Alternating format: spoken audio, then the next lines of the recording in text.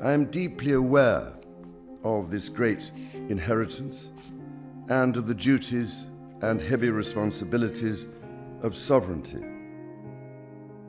So the entire constitutional transition of the British monarchy basically accelerated over a classified capacity audit report from the Privy Council. Palace press officers tried to frame King Charles's scaled-back public duties as a routine medical adjustment during his ongoing treatment. That narrative is fundamentally false. We are not looking at a standard health update. Records from the Accession Council reveal an orchestrated voluntary sovereign transition plan, codenamed Transition Protocol 2026, engineered to prevent a functional vacuum at the head of state. With public trust wavering below 50%, the Crown faced an existential continuity crisis. Led by Princess Anne and the Prince of Wales, William the Institutional Defense faction quietly finalized a modernized succession strategy, setting November 14, 2026, as the binding coronation date for King William V to secure the monarchy's legal legitimacy. Before we examine the binding instrument of abdication and the streamlined coronation framework engineered by Princess Catherine, let us trace how this sovereign power transfer was actually unraveled behind closed doors. Within the constitutional architecture of the British constitutional monarchy, the sovereign is not merely a spiritual symbol or an honorary historic title. The monarch serves as head of state, holding the authority to grant royal assent to parliamentary bills, hosting weekly audiences with the Prime Minister, appointing senior leadership across the judicial apparatus, and standing as head of state to 14 Commonwealth realms. Any impairment or blockage in the execution of the sovereign's constitutional functions introduces national-level institutional liabilities, threatening to freeze the executive apparatus and generate a dangerous power vacuum. In early May 2026, at the headquarters of the Privy Council, housed within the austere surroundings of St. James's Palace, a classified audit of public capacity records uncovered an exceptionally severe constitutional instability. According to internal palace sources, File M809, a periodic capacity assessment co-authored by the Royal Medical Household and the Sovereign's private secretary, issued unprecedented warning signals. The report indicated that King Charles III, at age 77, was suffering from continuous physical decline. Although public press statements from the palace maintained that treatment for his cancer diagnosed in February 2024 was progressing, favorably classified medical records exposed a starkly different reality. To sustain a minimal presence at public engagements, the medical team was forced to continually adjust and reduce dosages of intensive treatment protocols to prevent acute side effects. This trade-off resulted in an inability for the king's physical condition to recover in line with the constitutional schedule, shrinking his roster of state duties by over 60% compared to baseline standards. This functional decline coincided with public trust indicators dropping below alarm thresholds. Independent sociological surveys conducted in the spring of 2026 recorded public approval for the institution falling below 50%, a 3-decade low. Prolonged inflationary pressure, rising cost of living burdens, and stringent parliamentary scrutiny regarding the sovereign grant budget converted King Charles III's operational freeze into a spark capable of igniting Republican abolitionist movements. Amid this delicate environment, an administrative loophole emerged within the Queen's household staff. Senior Secretary Colin, representing the office of Queen Camilla, sought to intervene in the processing of medical report M809. Colin, a seasoned bureaucrat adept at manipulating internal procedures, was well aware that if this public capacity report were officially submitted to the Privy Council, it would immediately trigger the provisions of the Regency Act or force the sovereign to face abdication pressure. A transfer of power to William, Prince of Wales, would mean the office of Queen Camilla would completely forfeit its authority over scheduling coordination and existing administrative prerogatives. Consequently, Colin deployed document reclassification tactics, filing document M809 under personal medical advisory records rather than state capacity assessment documents. By doing so, Colin deliberately delayed reporting the truth to the Accession Council, concealing the sovereign's functional decline to preserve the status quo, allowing the Queen's office to continue manipulating foreign affairs programs under the name of King Charles III. The delay and manipulation of information orchestrated by Senior Secretary Colin rapidly generated a quiet yet ruthless institutional crisis inside Buckingham Palace. A dynasty operating with a 77-year-old sovereign, physically incapable of bearing full state duties, while a dependent bureaucratic apparatus intentionally covered up the truth, pushed the institution to the brink of a functional vacuum. Had information regarding King Charles III's impaired capacity, alongside his continued signing of state instruments orchestrated by the Queen's office, leaked to Parliament, the legal consequences would have been catastrophic. Acts passed and signed during this window could be challenged on constitutional legality at the Supreme Court by constitutional scholars. The image of the throne would be irrevocably damaged, viewed as an opaque apparatus wherein bureaucrats exploited an ailing monarch's health for power gains. At Highgrove Estate, where William, Prince of Wales, holds sole legal managerial authority as the sole heir to the estate, the risk assessment report regarding King Charles III was received with absolute gravity and cold detachment. William did not approach the matter as a son confronting his father's illness. As Prince of Wales and future defender of the crown, William analyzed the situation through the lens of a constitutional strategist. He recognized that the institution could not tolerate further ambiguity. The drop in public trust below 50% was a direct indictment of the antiquated, non-transparent operational methods of the incumbent household administration. Catherine, Princess of Wales, drawing from her middle-class background that prioritized discipline, candor, and pragmatic governance, joined William in analyzing constitutional scenarios. Catherine affirmed that prolonging the ambiguous status of King Charles III's health to preserve power for the Queen's office was not only disrespectful to the sovereign himself, but an act of sabotage against the legitimacy of the throne. The Wales family agreed on a core principle: passive invocation of the Regency Act, which would project the image of a monarch deposed due to incapacity, must be avoided. Instead, the institution required a voluntary sovereign transition protocol, a proactive, transparent handover meticulously structured through rigorous legal documentation. This would ensure King Charles III departed the throne at age 77 with absolute dignity, while ushering in a new era for King William V and Queen Catherine to restore public trust. To break Colin's information block and prepare for the transition campaign, Prince Edward was once again entrusted with leading a top-secret clerical audit. Edward acted not as a family member meddling in his brother's affairs, but as a counselor of state and supreme institutional auditor belonging to the Privy Council.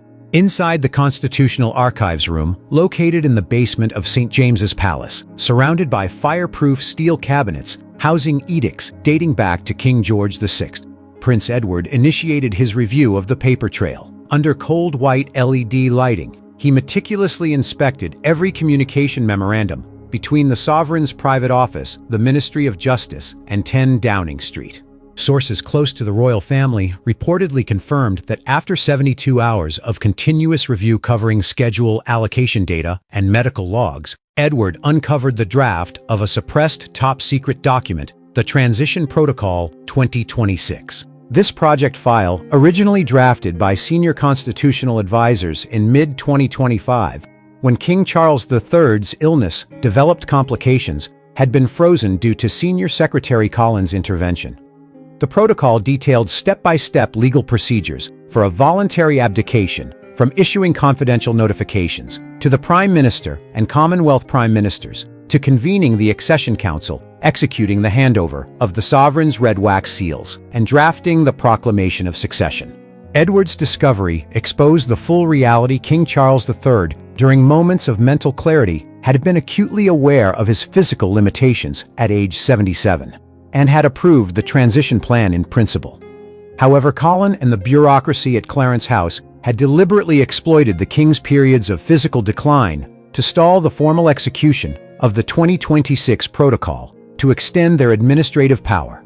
Edward immediately extracted server logs, establishing Collins' concealment of the documents, sealing certified copies of the Transition Protocol 2026, alongside the M809 medical audit report. This ironclad evidence portfolio was delivered directly to William, Prince of Wales, and Princess Anne. With complete legal grounds in hand, the defenders of the institution were prepared to launch an overt power transition campaign, dismantling bureaucratic resistance and establishing a new order for the crown. In the governance culture of the British constitutional monarchy, supreme power realignments are never initiated through public conflicts or impulsive media statements. Every constitutional sovereign transition requires elaborate preparation via an institutional perception strategy. Through this process, political messages are embedded within public diplomatic events to condition parliamentary elites, reassure financial markets, and ensure the absolute stability of the executive apparatus. The Royal Garden Party, held on May 8, 2026, on the grounds of Buckingham Palace, was selected as the institutional stage for the defenders of the institution to execute this strategic move. Under London's brisk spring climate, before more than 8,000 invited guests representing the Ministry of Defence, the Privy Council, the Diplomatic Corps, and leading social institutions, a symbolic alignment emerged. William, Prince of Wales, and Catherine, Princess of Wales, stepped forward at centre stage. Flanking them were the Duke and Duchess of Edinburgh, Prince Edward, and Duchess Sophie, alongside Zara Tindall, daughter of Princess Anne. The synchronized, measured, and highly disciplined presence of these five core figures was no accidental ceremonial arrangement. According to palace insiders, this represented a new reign executive framework strategy, scripted weeks prior to bypass the bureaucratic bloc maintained by the office of Queen Camilla. By appearing publicly alongside royals holding the highest public credibility, entirely untainted by financial scandal or procedural manipulation, William and Catherine sent a stern message to the Privy Council and Parliament. The successor generation had completed all necessary preparations. The operational framework for the new reign was fully established, solid, and fully capable of executing the nation's constitutional obligations. Parallel to this public message, an independent legal firewall was established at Highgrove Estate, where William, Prince of Wales, holds sole legal jurisdiction as the estate's sole heir. William instructed his personal legal team to freeze all document flows concerning budget coordination between Highgrove and Clarence House. Highgrove's legal history is tied to an independent asset structure outside the sovereign grant framework, managed separately under Duchy Trust regulations. William ordered a complete freeze on co-funding transactions and foreign quota transfers between his accounting system and the Queen's office. His objective was razor-sharp to ensure that when reviews by the Privy Council or the Supreme Court inspected the bureaucratic misconduct of the incumbent household, Highgrove Estate and Wales office records would remain immaculate and stainless. The legitimacy of the future throne could not be connected to any administrative wrongdoing. This discipline was further reflected in the demeanor of 11-year-old Princess Charlotte.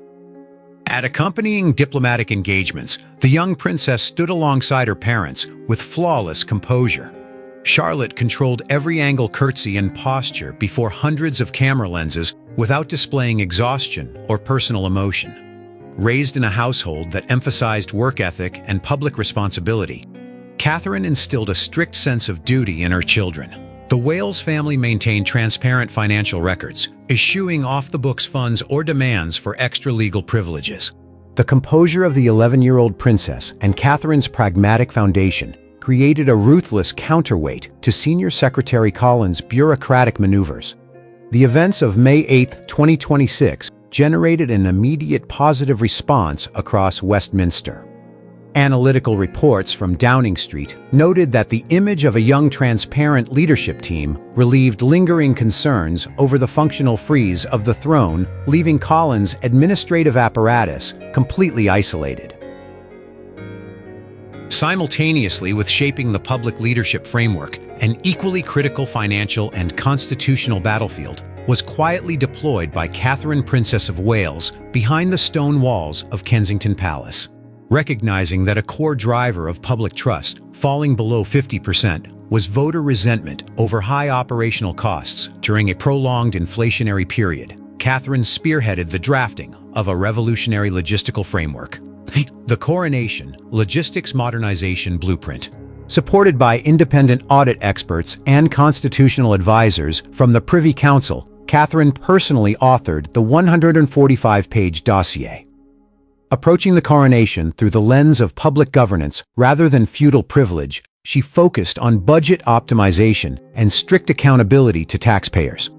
The blueprint established precise cost reductions and structural reforms. State budget optimization, a direct 40% reduction in total operational expenditure compared to the 2023 coronation. The blueprint eliminated unnecessary banquets, cut auxiliary ceremonial parades, and prohibited any budget draw beyond the sovereign grant allocation approved by Parliament. Streamlined ceremony. The duration of the service at Westminster Abbey was shortened from 3 hours to 90 minutes. Guest capacity was trimmed from 8,000 to 2,000. Invitations for hereditary nobility, without public duty obligations, were replaced entirely by youth representatives, frontline workers, scientists, and community figures from 14 Commonwealth realms. Audit transparency. All logistics, audio, lighting, and security contracts were made subject to public bidding, overseen by HM Treasury, permanently terminating sole source contracting and allocations to favored private firms. Sources close to the royal family reportedly confirmed that when this logistical blueprint was submitted to Parliament's Public Accounts Committee, it received unanimous approval. Members of Parliament from both sides of the aisle noted that Catherine's design dismantled attack points utilized by Republican abolitionist movements, transforming the coronation from a financial liability into a symbol of reform and responsibility. Catherine's financial management maneuver stripped away the final pretext held by Senior Secretary Colin and the office of Queen Camilla, the claim that abdication and a new coronation would cause budget strain and social instability. The legal personnel and financial framework for the new reign was complete, tightening the constitutional vice and forcing the crisis toward its final resolution behind closed doors.